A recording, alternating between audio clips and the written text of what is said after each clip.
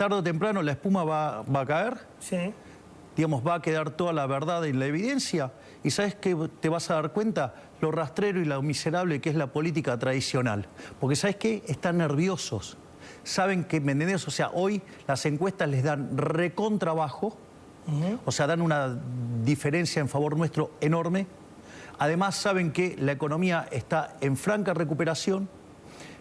Si estamos en los niveles que estamos ahora, digo, para el segundo trimestre, es decir, los datos que se van a conocer cuando estemos en el medio del proceso electoral, la economía va a estar creciendo a por lo menos el 7%. Entiendo. Y te vas a encontrar con la inflación en el 1%. Ya en enero la pobreza bajó por debajo del 35%, digamos, según la estimación de González Rosada, está en 33%, o sea, venimos de 57%, bajamos más, ¿sí?, de 20 y pico de puntos, listo, o sea, ¿sabes qué? Digamos, saben que si a este gobierno le va bien, ellos no vuelven más, y son el statu quo, digamos, o sea, y cualquier cosa que puedan hacer para intentar romper, lo van a hacer, digamos, o sea, ¿por qué? Porque saben que van camino a la extinción.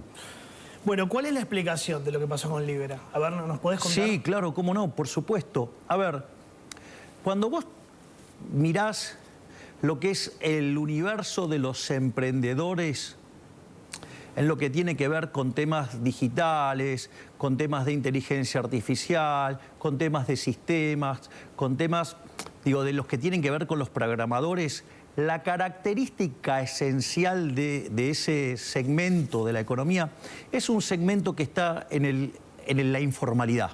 Sí. O sea, esa es una de las cosas. La otra cosa es que aquellos que blanquean parte de su actividad, digamos, blanquean lo mínimo e indispensable. Con lo cual, ese segmento no tiene acceso al financiamiento. Es decir, no tienen forma de... Entonces eso hace que vos no puedas crecer. Entonces, ¿cuál es el punto esencial? Porque el que está en blanco blanquea lo mínimo e indispensable. De esa manera tampoco le da para tener una carpeta crediticia. Por otra parte, Argentina, digamos, fruto de los desmanejos de los últimos 100 años, tampoco tiene un mercado de capitales. Entonces, vos en Estados Unidos podrías fondear este tipo de proyectos. ¿Qué hacen? Fondean una gran cantidad de proyectos y con que salga uno bien, ya está. Y salieron airosos y encima se quedan con una tecnología de punta. Eso en Argentina no está. Eso en Argentina no está. Por lo tanto, digo, a mí vienen y me proponen, ¿sí? ¿Quién viene? Davis. Davis. Sí, Davis. Sí. Acá en la Casa Rosada fue. Sí, yo a Davis lo conocí en la FinTech del mes de octubre. Sí, fue octubre de 2024. Exacto, ahí conocí a un montón de personas y en ese contexto, digamos, Davis lo que me dijo es la propuesta de armar una estructura para que financie a aquellos, digamos, que son emprendedores y que por una cuestión de, ya sea de informalidad o porque no existe el mercado de capitales o porque, digamos, no tienen acceso al mercado formal de financiamiento, financiar ese tipo de proyectos, ¿sí?, que lo que van a hacer es generar crecimiento económico. La verdad es que nosotros estamos muy comprometidos con impulsar la tecnología, la inteligencia artificial, digamos, todo ese tipo de cuestiones de la vanguardia tecnológica. Y me pareció que era una herramienta interesante justamente para que, digamos, se puedan financiar estas personas que si no de otra manera no podrían acceder a financiamiento. Y por eso el tuit del viernes. Bueno, cuando, digamos, se hace público, digamos, esta situación de lo que aparece el proyecto de Libra, sí. Bueno, obviamente, ¿yo qué hago? Le doy difusión, porque justamente para que aquellos que necesitan aplicar el financiamiento lo puedan hacer. Y justamente el tuit está planteado en ese formato, ¿no? O sea, en un formato donde yo explico y estoy difundiendo que esto es para fondear a los argentinos que hacen proyectos y que no tienen acceso a financiamiento. ¿Y te arrepentiste del tuit porque lo borraste? No, ahora voy a explicar porque, digo, sí, pero acá lo que pasa es que en el medio pasaron un montón de cosas. Es decir, yo, digamos, publico el tuit. Una vez que publico el tuit, empieza a aparecer algunos, digamos, personas o personajes adentro de las redes diciendo que me habían hackeado la cuenta. Sí. Lo cual es falso. O sea, si yo no tengo nada que ocultar. Yo no hice nada malo. O sea, yo, digamos, o sea, como un tipo súper entusiasta de la tecnología, digo, frente a la posibilidad de que exista una herramienta para financiar proyectos de emprendedores, o sea, sí, agarro y le doy difusión. Digo, Le diste difusión a algo que terminó chocando. Está bien, pará, vamos por partes. En ese contexto, hay alguien que dice que a mí me hackearon la cuenta. Sí. Eso es mentira. Okay. ¿Cómo es mentira? Yo digo, no me voy a estar escondiendo atrás de me hackearon la cuenta. Me parece una aberración eso. Okay. ¿Era vos? No, claro que fui yo. Entonces, ¿qué hice? Lo fijé el tuit para mostrar que efectivamente fui yo el que, digamos, había tuitado. Dado esa situación, lo que yo empiezo a ver es cómo se empieza a generar toda una serie de comentarios negativos, ¿sí? Y entonces, ante la duda, lo que hice fue sacar el tuit. Es más, no solo eso, sino que además, como yo nunca borro los tuits, ¿sí? Digamos, es una política mía desde hace muchos años, o sea, para mí no hay que borrar los tuits, o sea... Entonces, en ese contexto, ¿qué es lo que pasa? Desde mi punto de vista, lo que, como se estaba generando ruido, ante la duda, me corro. Es decir, ¿por qué? Porque, digamos, hay que, digamos, o sea, justamente, si hay duda, digamos, entonces me tengo que correr. Y por eso quité el tuit. O sea, y a mí me parece que no es menor eso. Lo que pasa, entiendo, pero hay más de 40.000 personas que invirtieron, estamos hablando de más de 80 millones de dólares y que perdieron muchísimo dinero. ¿Qué le decís a ellos que confiaron? Voy a dos cuestiones. Primero, que es falso que sean 44.000 personas. ¿Cuántos son? Wait a minute. Lo primero que hay que entender es que ahí había muchísimos bots.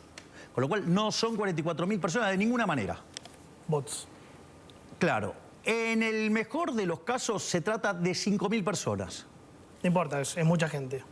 Ok, digamos, bueno, digamos, cuando vos tenés en cuenta, digo, que son nada más que 5.000 personas, y seguramente que diría, las chances de que haya argentinos es muy, muy remota. Lo que es muy importante entender es que son personas hiperespecializadas en este tipo de instrumentos. Es decir, dadas todas las dificultades que implicaba poder participar de este evento, ¿cuál es el punto? El punto es que vos tenías que ser un tipo hiperespecializado y estar recontra interiorizado en eso. Esto no es un tema menor. ¿Por qué no es un tema menor? Porque los que entraron ahí, y esto es muy importante entenderlo, es clave, todos los que entraron ahí, que de hecho lo hicieron de manera voluntaria, sabían muy bien a lo que estaban entrando. Es decir, son operadores de volatilidad. Es decir, son personas que operan con la volatilidad. Sabían el riesgo, eso está diciendo. Exactamente, sabían muy bien lo que era el riesgo que estaban entrando. Es decir, no es que no saben de qué se trataba. Mira, si vos me permitís, te voy a contar un ejemplo de cómo hay una explicación brillante del profe de Pablo sobre una burbuja, por ejemplo. Sí. ¿Por qué es interesante? Porque están, digamos, comprando y vendiendo pescado. Sí.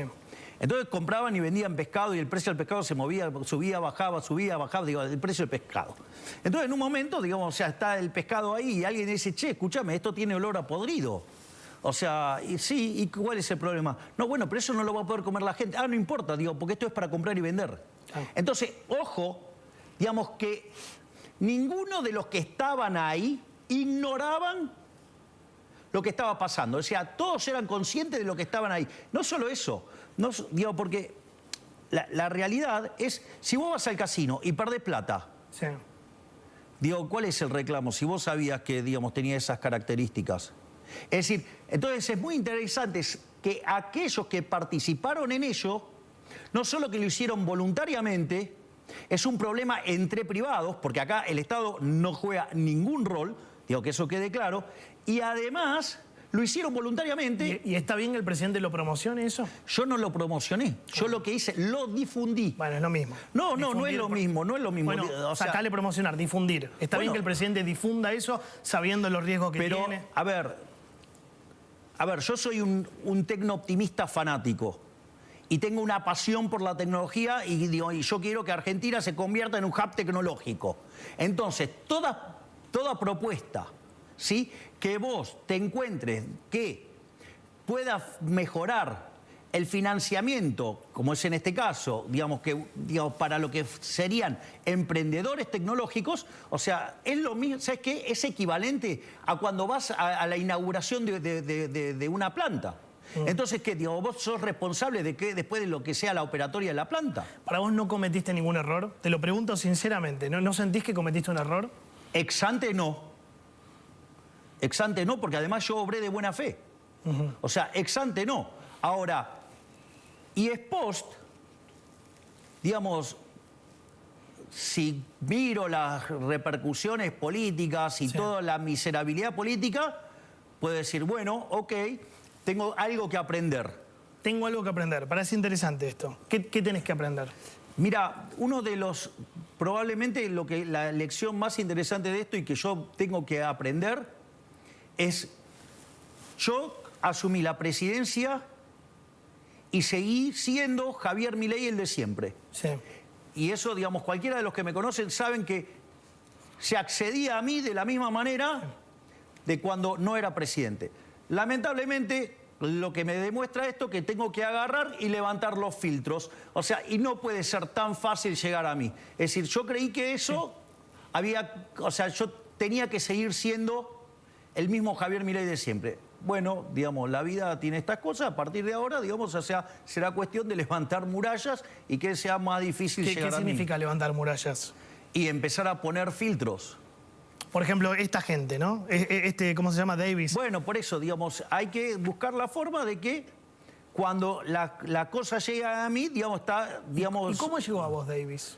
Mira, el tema es el siguiente. Cuando fui a la FinTech, sí, digamos que organizó Mauricio Novelli, yo aquí lo conocía de hace mucho tiempo y que es un tipo hiper creativo. ¿Cuál es el punto? El punto organizó la FinTech y ahí básicamente, digamos, conocía a un montón de gente. O sea, Novelli. Sí. ¿Vos conociste a través de...? No, pero en ese evento conocí gente muy interesante y a partir de eso, digamos, qué sé yo, no sé, a mí me pareció muy interesante el CEO de Keep. O sea, por ejemplo, es alguien que trabaja en temas de inteligencia artificial, ¿no? Sí. Y tiene un concepto que a mí, por ejemplo, me deslumbró, que es el concepto de soberanía en inteligencia artificial. ¿Qué tiene que ver la inteligencia artificial? La soberanía, ¿no? ¿Qué es lo que pasa? Vos tenés dos tipos de programas. Tenés los programas hechos por americanos y tenés por estadounidenses y tenés los programas hechos por chinos. ¿Qué pasa? Cuando vos le haces el planteo a la inteligencia artificial, si tenés el algoritmo de los estadounidenses, contesta como un estadounidense. Sí. Y si tenés el algoritmo de los chinos, contesta como un chino. ¿Qué es lo que hace esta persona? Una de las cosas es que lo adapta al país donde estás. Suponete lo siguiente. Es probable que si vos, no sé, tuvieras la inteligencia artificial hecha acá en Capital Federal y lo llevas a Córdoba, digamos, o sea, es como que tenés una cuestión. Imagínate, la diferencia entre países es muchísimo más grande. Claro. O sea, así es como fui conociendo estas personas. Y vos fijate, la propia, digamos, empresa que armó el lanzamiento, que es Keep, dice que, digo, claramente que yo no tengo nada que ver. El propio Davis dice, digo, que yo, digamos, o sea, no tengo... ¿Y Davis cómo lo definís? ¿Es un estafador? ¿Estafó a la gente? Pero, a ver, de vuelta, ahí vos lo que tenés que... quien va a definir esto es la justicia. Pero pues digo, de golpe desapareció esa moneda. ¿Cómo desapareció? Si sigue tradeando la moneda. Sí, pero vos viste la curva que hizo. Está bien, digo, cuando vos mirás este tipo de mercados suelen tener este tipo de comportamientos. Sí. O sea, con lo cual, digamos, y él... ¿Es normal que el 80% lo tengan 5 o 6 personas? Bueno, la realidad es que yo no soy un experto en este tipo de... Bueno, el propio David dice que yo de criptomonedas no sé nada. O sea, a ver, mi especialización es... digamos, crecimiento económico con y sin dinero. O sea, soy especialista en hacer crecer una economía, algo que lo estoy logrando, ¿sí?